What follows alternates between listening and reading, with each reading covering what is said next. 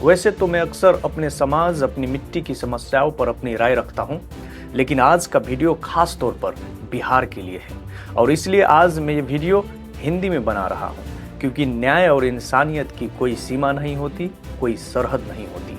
जब हमारे पड़ोसी राज्य बिहार के भोजपुर से भारत भूषण तिवारी जैसे दिल दहला देने वाली घटना सामने आती है तो एक सचेत नागरिक होने के नाते मुझे अंदर से झकझोर देती है। 28 साल का एक नौजवान जो समाज के गरीबों और बाढ़ पीड़ितों की आवाज उठा रहा था, उसे पुलिस इनकाउंटर के नाम पर गोली मार देती है।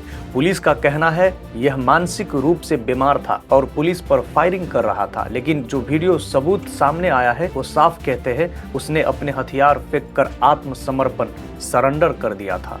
आज इस वीडियो के जरिए मैं किसी व्यवस्था का अंधा विरोध करने नहीं आया हूँ, मैं तो इस लोकतांत्रिक व्यवस्था पर सवाल उठाने और हमारा समाज किस दिशा में जा रहा है उस पर अपनी गहरी चिंता जाहिर करने आया हूँ। चाहे नेपाल हो या भारत, हमारे समाजों की जमीनी समस्या लगभग एक जैसी है।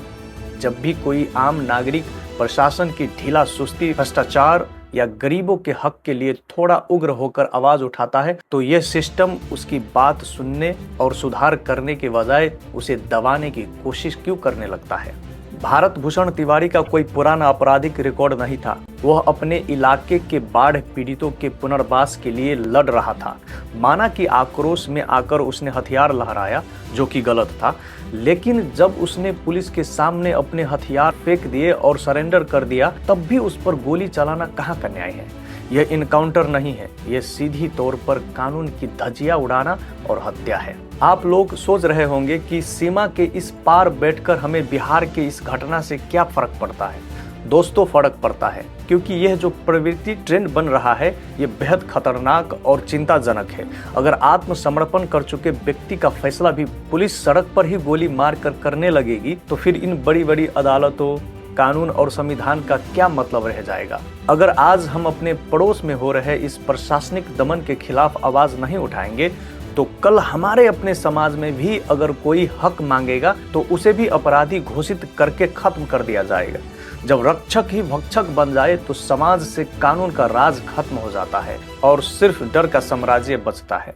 इस घटना का वीडियो जैसे ही वायरल हुआ, जनता का गुस्सा फूट पड़ा और लोगों ने सड़कें जाम कर दी। चौतरफा दबाव में आकर सरकार ने 4 पुलिसकर्मियों को सस्पेंड किया है और हाई कोर्ट के रिटायर्ड जज की निगरानी में जुडिशियल इंक्वायरी के आदेश दिए हैं।